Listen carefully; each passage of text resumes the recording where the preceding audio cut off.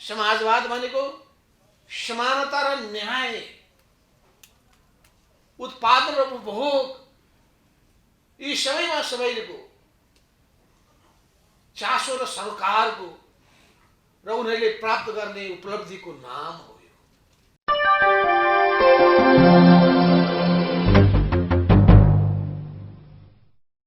हामी नेपालीहरूले पनि केही गर्न सक्दछौँ। हामी नेपालीहरूमा त्यो उद्यमशीलता छ।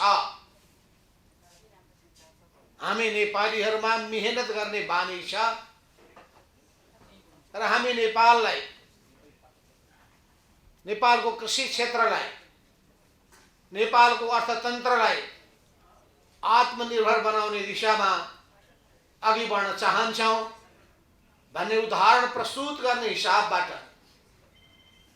तपाईहरुलाई जसरी सम्मान प्रदान गरिएको छ र तपाईहरुको माध्यमबाट सम्पूर्ण उद्यमी युवाहरूलाई जसरी उत्प्रेरित गर्ने कामको निम्ति सामाजिक संस्थाहरूले यो कार्यक्रमको आयोजना गर्ने र अखिल नेपाल किसान महासंघले यसको सबै समन्वय गर्ने काममा भूमिका खेलेको छ। म सबैलाई विशेष धन्यवाद दिन चाहन्छु। तपाईहरु जसले सम्मान प्राप्त गर्नुभएको छ तपाईलाई विशेष बधाई छ र तपाईहरुको व्यवसाय अझै फस्टाओस्, तपाईहरुको गुणस्तरीयतामा वृद्धि होस्, तपाईहरुले नयाँ नयाँ कीर्तिमान कायम गर्न सक्नुहोस् भन्ने शुभकामना पनि व्यक्त गर्न चाहन्छु। हामी हाम्रो देश नेपाललाई गरिबी, अभाव र बेरोजगारीबाट मुक्त गर्न चाहन्छौँ। हामी हाम्रो देश नेपाललाई शोषण, दमन, उत्पीडनबाट मुक्त गर्न चाहन्छौँ। हामी हाम्रो देश नेपाललाई सबै खालका विभेदहरूबाट, असमानताहरूबाट, अन्याय, अत्याचार र थिचोमिचोबाट मुक्त गर्न चाहन्छौँ। हामी हाम्रो देश नेपाललाई सुन्दर बनाउन चाहन्छौँ। नेपाली जनतालाई सुखी बनाउन चाहन्छौँ।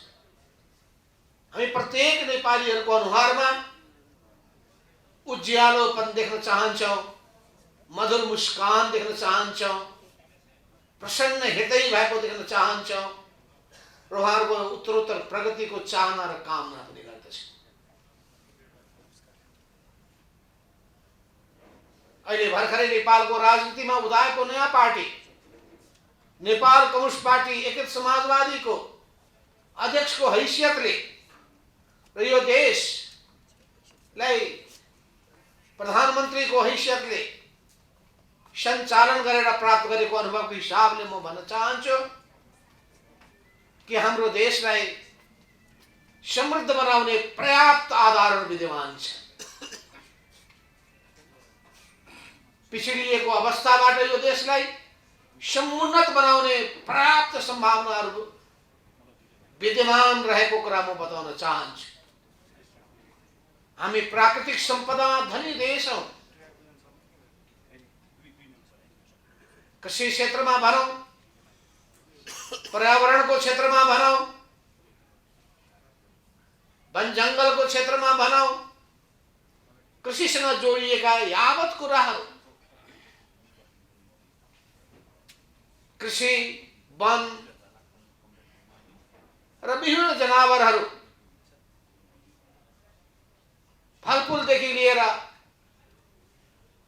माछा मासुसम्म यी सबै उपभोग्य वस्तुहरू र शरीरको निम्ति अत्यन्तै पोषक तत्त्वहरू हामी हाम्रै देशमा उत्पादन गर्न सक्दछौँ। हाम्रो नागरिकको आवश्यकतालाई पूरा गर्न सक्दछौँ र अतिरिक्त उत्पादन गरेर विदेशमा निर्यात पनि गर्न सक्दछौँ। नेपालमा रहेका अर्थतन्त्रका विभिन्न क्षेत्रहरूमध्ये हामीले कृषिलाई सबभन्दा बढी प्राथमिकता दिनुपर्दछ। अरू क्षेत्रले प्रगति गरे तापनि यदि खाद्यान्न भएन भने मान्छे बाँच्न सक्दैन। चाहे त्यो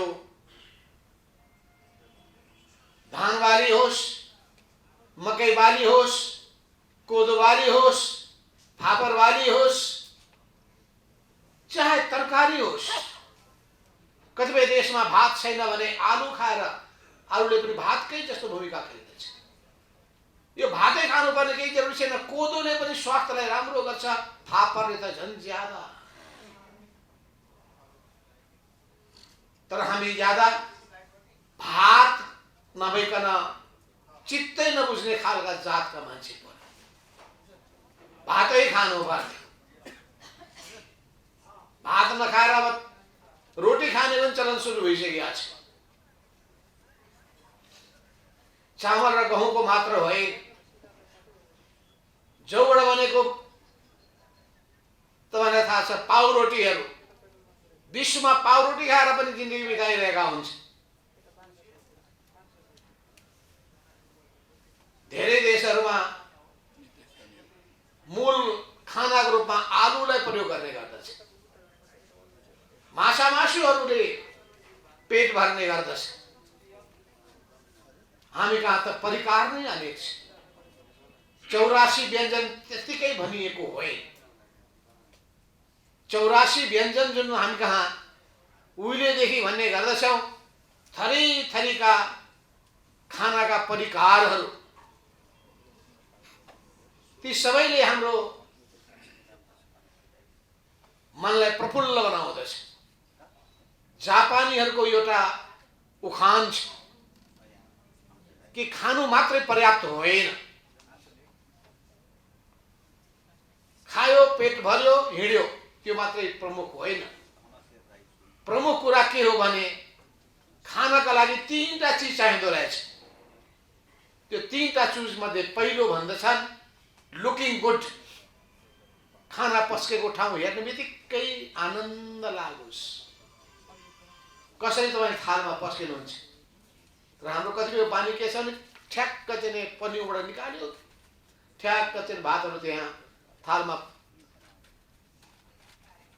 थुपारिदियो। त्यो होइन।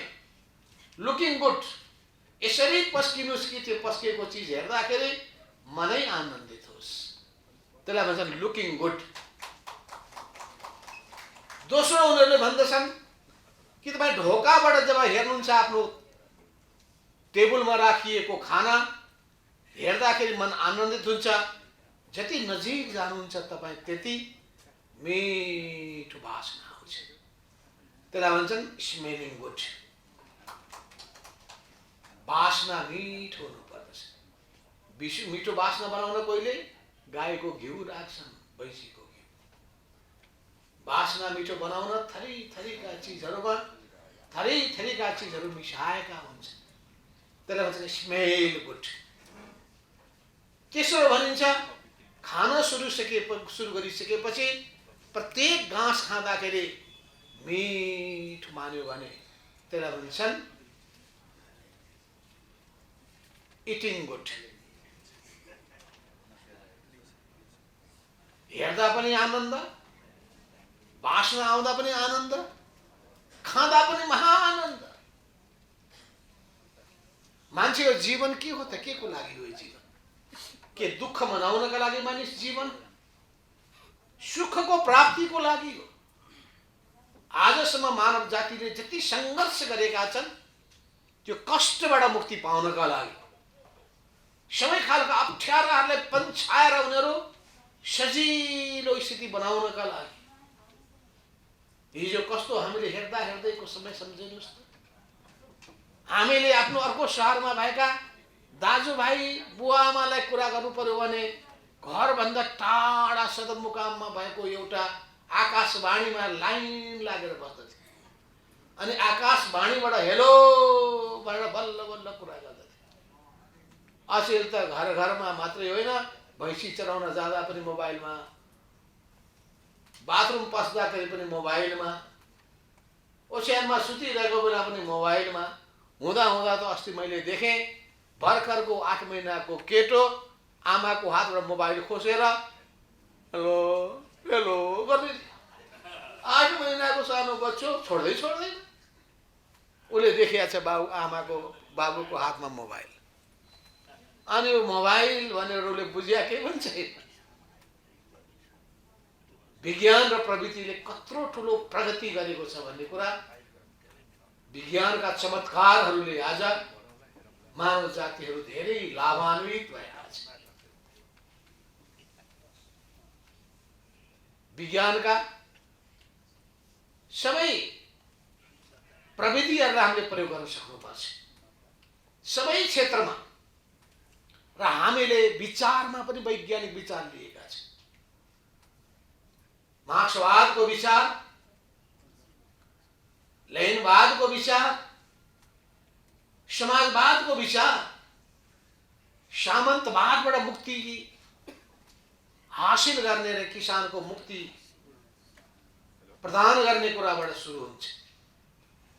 सुरुमा दास युगबाट सामन्तवादको युगमा प्रवेश गरिसकेपछि, सामन्तवादबाट पुँजीवादको युगमा प्रवेश गरिसकेपछि, त्यसपछि वैज्ञानिक क्षेत्रमा एक से एक चमत्कारहरू देखा पर्न थाले। बाघको आविष्कार, बाष्प इन्जिनको आविष्कार, ध्वनिको आविष्कार, ध्वनिको गति, वायुको गति, सबैको गतिको बारेमा ज्ञान जानकारी। यसरी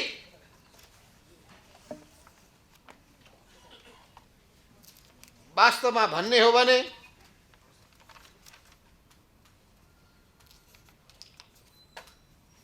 मानव जातिको इतिहास नै गौरवशाली इतिहास। यो गौरवशाली इतिहासप्रति हामीलाई गौरव बोध हुन्छ। हाम्रा पुर्खाहरूले कहिले पनि हरेस खाएनन्, कहिले पनि निराश भएनन्, निरन्तर सङ्घर्ष गर्दै रहे। त्यस हुनाले मानव जातिको इतिहासलाई के भन्छन् भने सङ्घर्षको इतिहास हो। मानव जातिको इतिहास भनेको निरन्तर नयाँ नयाँ खोज र अनुसन्धान गर्ने इतिहास हो। यो निरन्तर खोज र अनुसन्धान गर्दै गर्दै हामी प्रत्येक समस्याको समाधान खोज्ने गर्दछौँ। समस्या छन् भने त्यसको समाधान छ, समस्या छ भने त्यसको समाधान छ। समस्या के हुन् पहिले पत्तो लगाउनु पर्छ। यो वैज्ञानिक सिद्धान्तको प्रतिपादन कार्ल मार्क्सले गर्नुभएको थियो। समाजलाई उहाँले चिन्नका लागि भन्नुहुन्छ समाजलाई बुझ।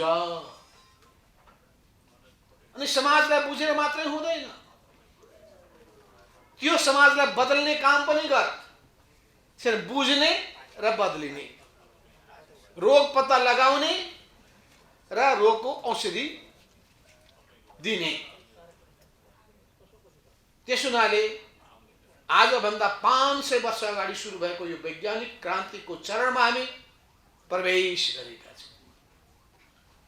र अब अहिले यो माइक्रो विज्ञान पदार्थको सूक्ष्मतम गहिराईतर्फ यो समाज अगाडि बढिरहेको छ। अन्तरिक्षको गहिराई पत्ता लगाउन खोजिरहेको छ। ब्रह्माण्डीय संरचनाको बारेमा, खगोलीय उत्पत्तिको खोजीको बारेमा लागिरहेको छ। सूचना प्रविधिको अति तीव्र विकास भएको छ।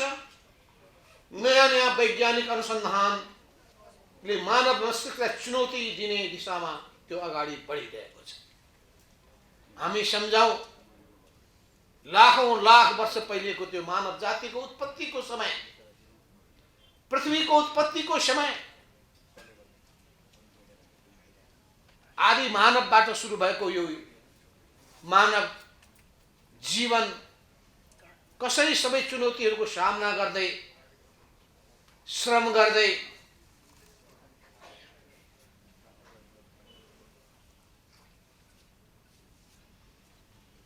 अनि त्यो श्रम मात्रै होइन, शारीरिक श्रम मात्रै होइन, दिमागले सोचेको सचेत श्रम गर्दै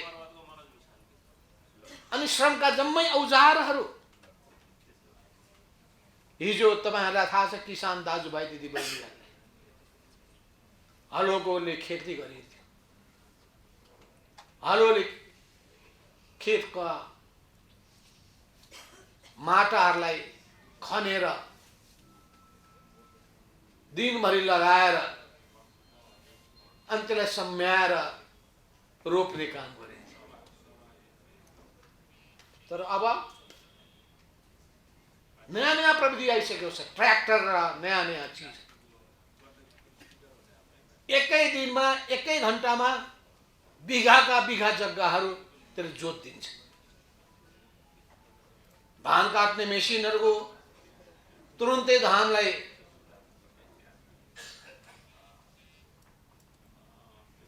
घरमा पुर्याएर अनि चामलमा रूपान्तरण गरेर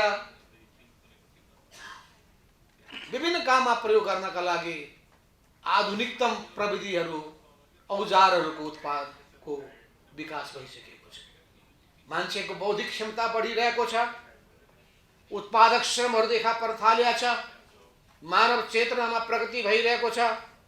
यसरी विज्ञान र प्रविधिको वर्तमान विकासले सम्भावनाको अनन्त भण्डार खोलेको छ। हो हाम्रो कृषक दाजुभाइ दिदीबहिनीहरूले विश्वमा हासिल भएका जम्मै राम्रा कुराहरू र उपलब्धिहरूको बारेमा ज्ञान हासिल गर्नु पर्यो। त्यसलाई नेपालको आफ्नो परिस्थितिमा उपयोग गर्न सक्नु पर्यो। हामी कहाँ अझै पनि हामी प्रति बिघा उत्पादन, प्रति हेक्टर उत्पादन अत्यन्तै कम छ। हामी भन्दा 3 गुना 4 गुना त्यतिकै जग्गामा 4 गुना बढी उत्पादन गर्छ। धानको उत्पादन गर्छन्, मकैको उत्पादन गर्छन्, गहुँको उत्पादन गर्छन्। खाद्यान्नको मात्रै होइन, सबै खालका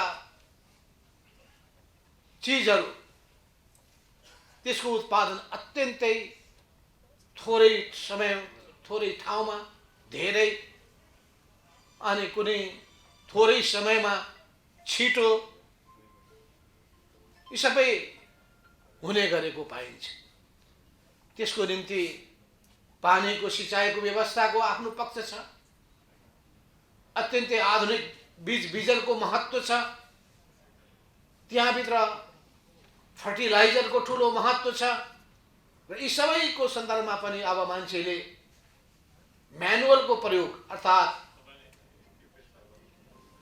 हामी कहाँ रासायनिक मलहरू होइन, यी सबै कुराहरूको सन्दर्भमा हामीले वास्तवमा चाहेको के? हामीले अहिलेसम्मको सुन्दर समाजमध्ये समाजवादी समाजलाई अहिलेसम्म सुन्दर ठान्दछ। र यो समाजवाद भनेकै के हो भने यो सामाजिक सम्पत्तिमाथि सामूहिक स्वामित्वको सिद्धान्त हो। उत्पादनका सबै साधनहरू र स्रोतमाथि सामूहिक स्वामित्व र नियन्त्रण कायम गर्ने सिद्धान्तको नाम हो। समाजवाद भनेको समानता र न्याय, उत्पादन र उपभोग यी सबैमा सबैको चासो र सरकारको र उनीहरूले प्राप्त गर्ने उपलब्धिको नाम हो।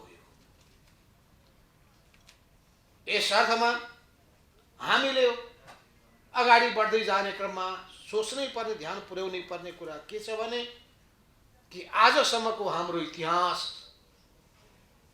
कुन प्रक्रियाबाट अगाडि बढ्यो र अब हाम्रो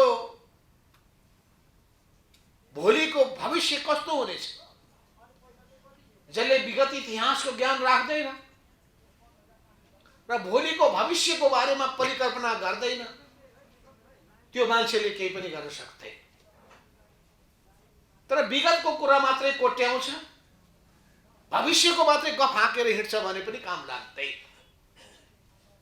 3टा कुराहरू चाहिन्छ: विगत भविष्यको कुरा,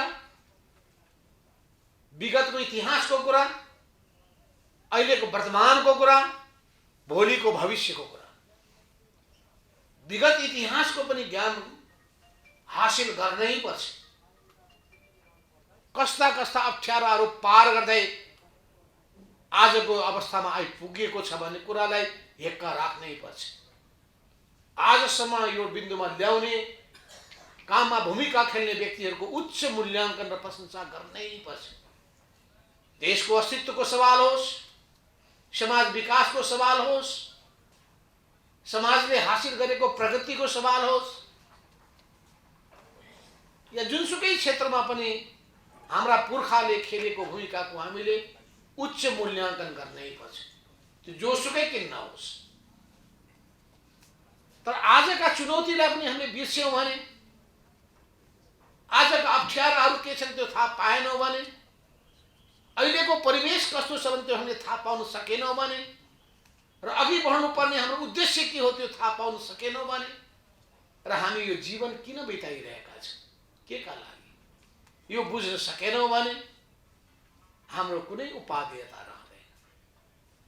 त्यसो हुनाले विगतमा टेक्ने, वर्तमानलाई बुझ्ने र भविष्यलाई लक्षित गरेर अगाडि बढ्ने काम गरियो भने बल्ल राजनीति सफल हुन सक्दछ र जीवनको पनि कुनै सार्थकता हुन सक्दछ। त्यसो हुनाले हाम्रो राजनीतिको मूल पक्ष नै के हो भने जनता। नेपालको राजनीतिको मूल पक्ष भनेकै नेपाली जनता र नेपाल देश। हामी हाम्रो पार्टीको पनि मूल उद्देश्य नेपाल राष्ट्रको हित गर्ने, नेपालको स्वाभिमानको रक्षा गर्ने, नेपालको सार्वभौम सत्तालाई जोगाउने, नेपालको स्वाभिमानलाई माथि उठाउने, नेपालको आन्तरिक मामिलामा कुनै किसिमको हस्तक्षेपलाई स्वीकार नगर्ने, सिर ठाडो पारेर नेपाली भएर हिँड्नका लागि हिँड्ने कुरामा गौरव बोध गर्ने। दोस्रो, सबै खालका तानाशाही अधिनायकवादी प्रवृत्तिका विरुद्धमा जुझ्नका लागि अग्रसर हुने, खुला र लोकतान्त्रिक परिवेशको निर्माण गर्ने, लोकतन्त्रका मूल्य र मान्यतालाई आत्मसात गर्ने, लोकतान्त्रिक परिवेश तयार गर्ने। निरङ्कुश प्रवृत्तिले लोकतन्त्रलाई मन पराउँदैन, खुलापनलाई मन पराउँदैन, आलोचना र सुझावलाई पनि मन पराउँदैन, आफूलाई सबै थोकको सर्वै सर्वा ठान्दछ। त्यसमा अहङ्कारी प्रवृत्ति हुन्छ, दम्भावी हुन्छ, मैमत्त हुन्छ दम्भले। तर लोकतन्त्रका मूल्य र मान्यतालाई आत्मसात गर्नेहरूले अरूलाई सम्मान गर्दछन्, अरूको कुरा सुन्दछन्, ध्यान दिएर सुन्दछन्, बेठिक छ भने त्यसलाई फेरि प्रश्न पार्दछन्, ठिक छ भने स्वीकार गर्दछन् र राम्रा कुरालाई स्वीकार गरेर मान्छेको हाइट घट्दै, मान्छेको महत्त्व बढ्छ। त्यसो हुनाले हामीले लोकतन्त्रका मान्यताहरूलाई आत्मसात गरेर अगाडि बढ्नुपर्छ। र तेस्रो पक्ष छ जनताको जीविका, जनजीविका र सामाजिक परिवेशमा परिवर्तन। घाँस बाँस कपास, शिक्षा स्वास्थ्य रोजगारी र सुरक्षा, यी सातवटा आधारभूत कुराहरू हुन्। यसको प्रत्याभूति हुनु पर्दछ। भोक भोकै मर्नु पर्ने, अपमानको घुट पिएर सहनु पर्ने, अत्याचार सहेर बस्नु पर्ने र हिंसाहरू, यातनाहरू, वेदनाहरू सहेर बस्नु पर्ने, यो स्थितिलाई हामी अन्त्य गर्न चाहन्छौँ। जनताको जीवनलाई सुखी बनाउन चाहन्छौँ, जनताको जीवनलाई खुशहाल बनाउन चाहन्छौँ। जनताको जीवन कब खुशहालीपूर्ण हुन्छ भने जब उसको बाँच्ने अधिकारलाई सम्मान गरिन्छ। इतिहासमा यस्तो समय पनि थियो मान्छेको बाँच्ने अधिकार थिएन। दास युगमा दास मालिकले मान्छेलाई मार्दिन्थ्यो, किन राख्नु? जब उसको उत्पादनको आवश्यकता महसुस गरिसकेपछि बल्ल दास बनाउन थाले, अनि दास बनाइसकेपछि कृषि दास बनाउन थाल्यो, त्यसपछि मजदुर बनाउन थाल्यो, नोकरको रूपमा प्रयोग गर्न थाल्यो, अब ज्यालादारीको रूपमा अगाडि बढ्न थाल्यो। समान हैसियत र अधिकार, आफ्नो खुबी र क्षमता अनुसारको पारिश्रमिक, यो अधिकारको प्रत्याभूति हुन थाल्यो। त्यसो हुनाले मान्छेको जनजीविकाका समस्याहरूलाई, जीवनयापनका समस्याहरूलाई युवाको रोजगारीका समस्याहरूलाई सम्बोधन गर्ने तेस्रो कुरो हुनुपर्दछ। त्यसो हुनाले जनता, मात्र जनता नै हाम्रो राजनीतिको केन्द्रबिन्दुमा हुनुपर्दछ। जनतालाई बिकाउ माल ठान्ने पनि होइन र जनता मध्ये महिलालाई उपभोगको वस्तु पनि ठान्ने होइन। जनतालाई आदेश पालक मात्रै पनि ठान्ने पनि होइन। समान हैसियत प्रदान गर्ने र खुबी क्षमता र उसमा रहेको खुबी क्षमता र उत्पादकत्वको आधारमा उसको मूल्याङ्कन गर्ने। अल्छी, मेहनती, तीक्ष्णता र बोधुपन यी पक्ष त हुन्छ नि, तर पनि सबै मान्छेमा केही न केही खुबी हुन्छ नै। एउटा क्षेत्रमा असफल छ भने अर्को क्षेत्रमा सफल हुन सक्दछ। त्यसो हुनाले कुनै पनि मान्छेले निराश हुनुपर्ने आवश्यकता छैन। आफ्ना आफ्ना क्षेत्रको पहिचान गर्नुपर्छ।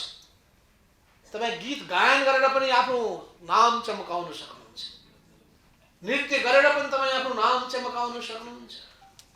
ढोलक बजाएर पनि तपाईँ खुबी देखाउन सक्नुहुन्छ। कार्पेन्ट्री गरेर पनि तपाईँले खुबी देखाउन सक्नुहुन्छ। तपाईँ पत्रकारिता गरेर पनि आफ्नो खुबी देखाउन सक्नुहुन्छ। लेख लेखेर तपाईँ खुबी देखाउन सक्नुहुन्छ। वाचन गरेर आफ्नो खुबी देखाउन सक्नुहुन्छ। उत्पादनका विभिन्न क्षेत्रमा लागेर राम्रो कृषक भएर पनि तपाईँले खुबी क्षमता देखाउन सक्नुहुन्छ। राम्रो माछा पालक भएर, राम्रो कुखुरा पालक भएर, राम्रो महको उत्पादनकर्ता भएर, जुनसुकै क्षेत्रमा तपाईँले हात हाल्नुहोस्, त्यस क्षेत्रमा तपाईँ राम्रो गर्नुभयो भने तपाईँको बेग्लै गरिमा बढ्छ। पर्वत जिल्लामा म एकचोटि जाने मैले मौका पाउँदाखेरि एउटा घरमा म पसेँ। त्यो घरको मालिक, घरका ती मानिस बिचरा रोजगारी नपाएर भौतारिँदै थिए। घरको ऋण काटेर 2 लाख रुपियाँ लिएर विदेश जान चाहे। दलालहरूले 2 लाख रुपियाँ पनि खाइदिए, विदेश जाने मौका पाए। निराश भए, आत्महत्या गर्ने उनका विचार पलायो। तर त्यो कुरा थाहा पाइसकेपछि समाजको एकजना समाजसेवीमा दया आयो। उनले भने तिमीलाई म 2टा गाई दिन्छु,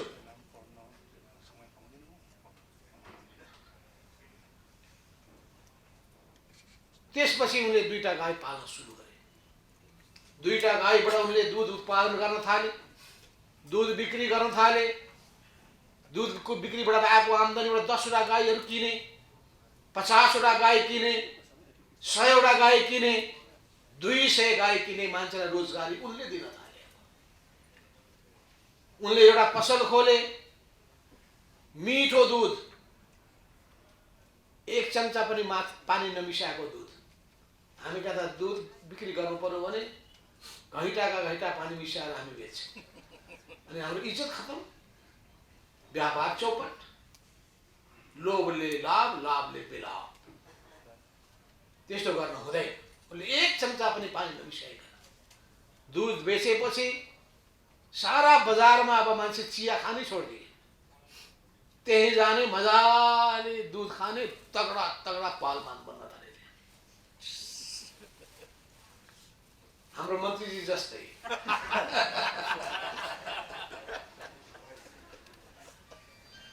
छोराछोरीहरूलाई खुवायो, उसको हाइट कति बढेकै छ।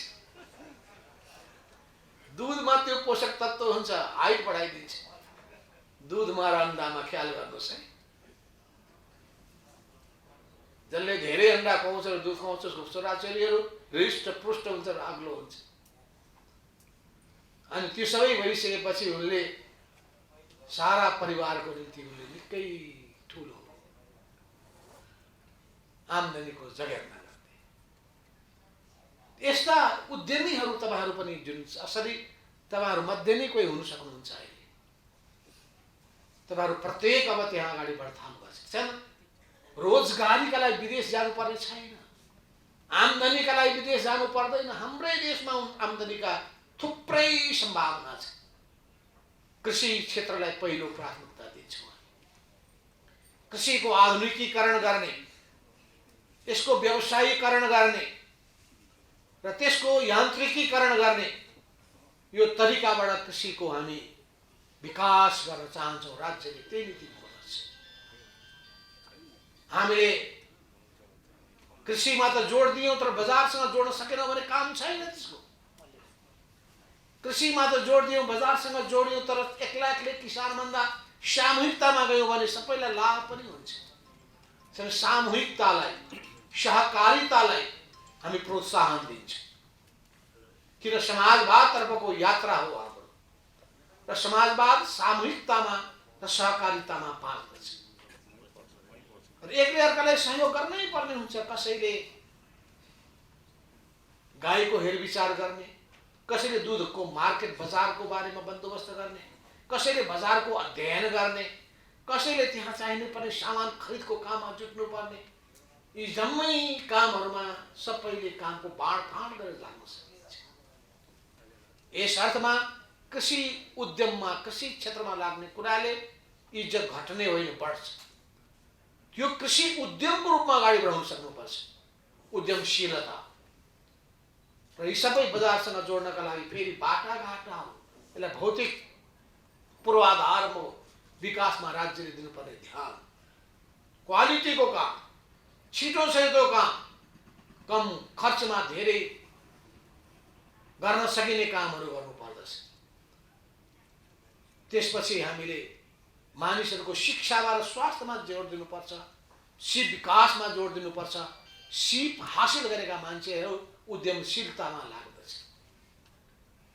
नेपालमा पर्यटन विकासको विशाल सम्भावना छ, जलविद्युत विकासको विशाल सम्भावना छ, उद्योग धन्दा कल कारखानाहरू खोल्न सकिन्छ। तर सबै चिजको निम्ति हामीले गहिरो अध्ययन गर्ने, अनुसन्धान गर्ने, खोज गर्ने र आधुनिक विज्ञान र प्रविधिको प्रयोग गर्ने। त्यसको निम्ति हामीले अब औद्योगिक क्रान्ति मात्रै होइन, अब प्रौद्योगिक क्रान्ति भइसक्यो। Technological revolution. अब टेक्नोलोजिकल रेभोल्युसन मात्रै होइन, अब त डिजिटल रेभोल्युसन, डिजिटल इकोनोमी। अर्कोतर्फ हामीले पर्यावरणलाई ध्यान दिएनौँ भने फेरि मान्छेको जीवन कहिले स्वस्थ पनि हुँदैन। प्रकृतिको कोप भाजन बन्न पुग्दछौँ। सिर्फ प्रकृतिको संरक्षण गर्ने जगेर्ना गर्ने, वन जङ्गलको समेर्ना गर्ने, पानीको मुहानको रक्षा गर्ने, पानीको स्रोतको ठाउँको सुनिश्चितता गर्ने, चुरेको संरक्षण गर्ने। चुरेको संरक्षण गर्नुभयो भने तराईका जमिन अनि बल्ल उर्वर हुन सक्दछ। त्यसो हुनाले यी जम्मै चिजको प्याकेजको आधारमा अगाडि बढ्नुपर्छ। समय कम छ, मैले तुरुन्तै एयरपोर्ट जानुपर्ने छ। कुराहरू त धेरै छन्। अब अन्तमा म के भन्छु भने कि अब छिटै आउँदैछ चुनाव। तपाईँ किसानहरू भए पनि ध्यान दिनुहोला। अहिले विभिन्न ठाउँमा राष्ट्रिय सभाको चुनाव हुन गइरहेछ। राष्ट्रिय सभाको चुनाव, त्यसको निम्ति पनि हामीले ध्यान दिएर लाग्यौँ भने हामी र हामीसँगको गठबन्धनका दलहरू यी सबैले राष्ट्रिय सभाको जम्मै सिट जित्नेछ। राष्ट्रिय सभाको चुनावपछि उपनिर्वाचन भयो भने त्यहाँ पनि हामी जित्नेछ। वैशाख महिनामा स्थानीय तहको चुनाव हुन गइरहेको छ र स्थानीय तहको चुनाव तपाईँलाई थाहा छ, देशभरिमा 460 वटा गाउँपालिकाहरू छ,